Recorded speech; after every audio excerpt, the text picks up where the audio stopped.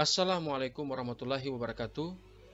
Baik, review materi yang kelima berjudul Sistem Pemilu dan Kepartaian. Apa itu pemilu? Pemilu merupakan sarana bagi kekuatan politik untuk meraih kekuasaan politik dengan cara yang konstitusional. Undang-Undang Nomor 7 Tahun 2017 tentang Pemilihan Umum menyatakan bahwa pemilu merupakan sarana kedaulatan rakyat untuk memilih anggota Dewan Perwakilan Rakyat, anggota Dewan Perwakilan Daerah, Presiden dan Wakil Presiden, dan untuk memilih anggota Dewan Perwakilan Rakyat Daerah yang dilaksanakan secara langsung, umum, bebas, rahasia, jujur dan adil dalam Negara Kesatuan Republik Indonesia berdasarkan Pancasila dan Undang-Undang Dasar Negara Republik Indonesia tahun 1945. Nah, secara umum, sistem pemilu itu ada 3. Yang pertama adalah sistem pemilu proporsional, kemudian adalah sistem pemilu distrik, dan yang ketiga adalah campuran dari 2 sistem ini, yakni campuran proporsional dan distrik. Untuk proporsional, sistem pemilu model ini merupakan sistem pemilihan yang memperhatikan proporsi atau perimbangan antara jumlah penduduk dengan jumlah kursi di suatu daerah pemilihan. Maksudnya dengan sistem ini, maka dengan lembaga perwakilan, daerah yang memiliki penduduk lebih besar akan memperoleh kursi lebih banyak di suatu daerah pemilihan. Begitupun sebaliknya. Nah, dasar pemikiran proposal ini adalah kesadaran untuk menerjemahkan penyebaran suara pemilih bagi setiap partai menurut proporsi kursi yang ada di legislatif.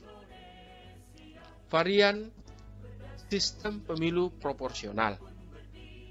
Bicara tentang sistem pemilu proporsional, negara yang menggunakan sistem pemilu ini contohnya adalah negara kita, yakni Indonesia. Kita pernah mengalami sistem yang tertutup, proporsional tertutup, dan kita pernah mengalami sistem proporsional terbuka. Untuk yang tertutup, modelnya adalah pemilih hanya memilih tanda gambar partai. Suara itu jatuh untuk partai, yang kemudian didistribusikan ke daftar calon anggota legislatif atau caleg yang disusun pimpinan partai yang secara implisit berada di balik tanda gambar yang dipilih oleh pemilih. Jadi pemilihnya ini memilih partai, tetapi partai sudah menyiapkan orang-orang. Pemilih tidak secara langsung mengetahui siapa yang dipilih, tetapi mengamanatkan kepada partai politik yang dituju. Sedangkan sistem terbuka adalah lebih canggih lagi, lebih terbuka lagi dari yang tertutup, di mana kali ini caleg-calegnya atau orang yang dipilih itu sudah ditampilkan. Jadi para pemilih ini tidak hanya memilih tanda gambar partai, tetapi mereka juga memilih caleg mana yang mereka kehendaki untuk duduk dari partai yang mereka sudah pilih tersebut, ya. Sehingga itu dimuat di surat suara agar bisa dicontreng. Setelah kita bicarakan tentang sistem pemilu proporsional, kemudian yang kedua adalah sistem pemilu distrik. Nah, negara yang pakai konsep ini adalah contohnya Amerika Serikat. Pada sistem distrik, jumlah penduduk di suatu wilayah akan sangat berpengaruh terhadap wakilnya. Karena di sistem distrik, daerah pemilihannya berbasis pada jumlah penduduk. Lalu dalam sistem ini pula, daerah pemilihannya cenderung kecil karena hanya berupa distrik. Nah, variannya ini ada 5. Yang pertama adalah first past the post. Sistem ini ditujukan demi mendekatkan hubungan antara caleg dengan pemilih. Kedekatan ini akibat dapil yang relatif kecil, sebab itu first past the post kerap disebut sebagai sistem pemilu distrik.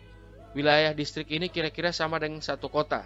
Misalnya kota Depok, kota Bekasi, Kota Bogor, dan sejenisnya. Nah, kecilnya wilayah yang diwakili membuat warga kota akan dengan mudah mengenal siapa calon legislatifnya. Kemudian yang block vote, sistem ini adalah penerapan pluralitas suara dalam distrik dengan lebih dari satu wakil. Nah, pemilih mempunyai banyak suara sebanding dengan kursi yang harus dipenuhi di distriknya. Juga mereka bebas memilih calon terlepas dari afiliasi partai politiknya. Mereka boleh menggunakan banyak pilihan atau sedikit pilihan sesuai kemauan pemilih itu sendiri. Nah, block vote ini biasa digunakan di negara dengan partai politik yang lemah atau tidak ada. Kemudian konsep two-round system. Ini adalah sistem mayoritas atau pluralitas di mana proses pemilu tahap 2 akan diadakan jika pemilu tahap 1 tidak ada yang memperoleh suara mayoritas yang ditentukan sebelumnya, yakni 50% plus 1. Nah, sistem ini menggunakan sistem yang sama, yakni sistem satu distrik satu wakil, di mana calon atau partai yang menerima proporsi suara tertentu memenangkan pemilu tanpa harus diadakan putaran kedua. Nah, putaran kedua hanya diadakan jika suara yang diperoleh pemenang tidak mayoritas. Jika diadakan putaran kedua, maka sistem ini akan lebih bervariasi. Sistem yang umumnya adalah mereka yang ikut serta adalah calon-calon yang dengan suara terbanyak pertama dan kedua putaran pertama.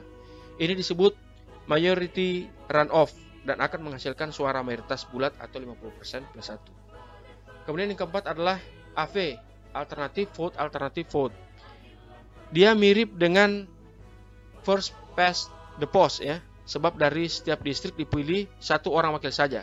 Yang membedakannya adalah dalam alternative vote atau AV, pemilih melakukan ranking terhadap calon yang ada di surat suara. Misalnya ranking 1 bagi favoritnya, ranking 2 bagi pilihan keduanya, ranking 3 bagi pilihan ketiganya, dan seterusnya.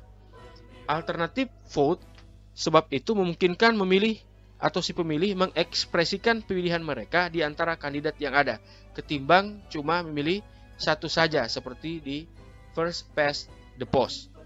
Kemudian yang terakhir adalah party block vote. Nah, esensi dari yang kelima ini adalah sama dengan first past the post. Bedanya adalah setiap distrik partai dia memiliki lebih dari satu calon. Partai mencantumkan beberapa caleg dalam surat suara.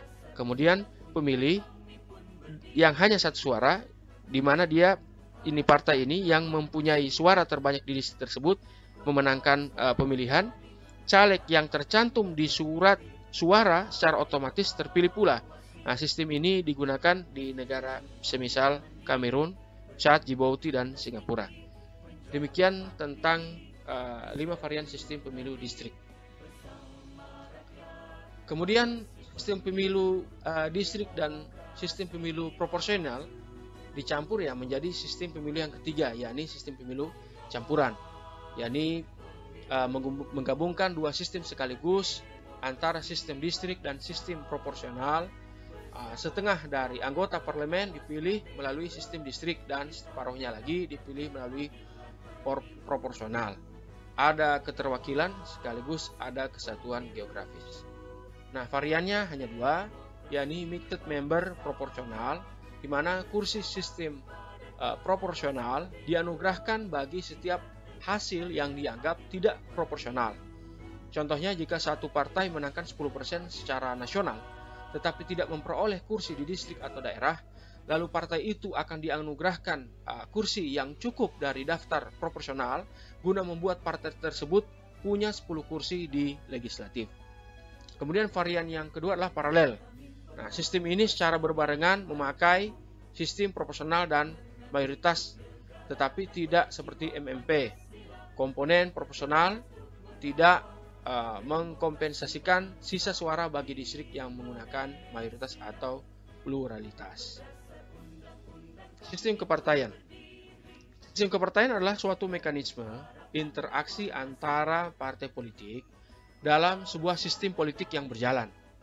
Dengan kata lain, karena tujuan utama dari partai politik adalah mencari dan mempertahankan kekuasaan untuk mewujudkan program-program yang disusun berdasar ideologi tertentu, maka untuk merealisasikan program-program tersebut, partai-partai politik yang ada berinteraksi satu dengan yang lainnya dalam suatu sistem kepartaian secara klasik.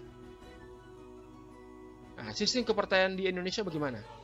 Sistem kepartaian di negara kita menganut sistem multipartai, sebagaimana disebutkan pada pasal 6A 2 Undang-Undang Dasar 1945, di mana presiden dan wakil presiden diusulkan oleh partai politik atau gabungan partai politik. Frasa gabungan partai politik mengisyaratkan paling tidak ada 2 partai atau lebih yang bergabung untuk mengusung seorang calon pasangan presiden dan wakil presiden dan bersaing dengan calon lain yang diusulkan partai-partai lain. Ini artinya sistem kepartaian di Indonesia harus diikuti oleh minimal 3 partai atau lebih. Bersama rakyat awasi pemilu, bersama Bawaslu tegakkan keadilan pemilu. Demikian review materi pada kesempatan ini. Semoga bermanfaat. Billahi taufik wal hidayah. Wassalamualaikum warahmatullahi wabarakatuh.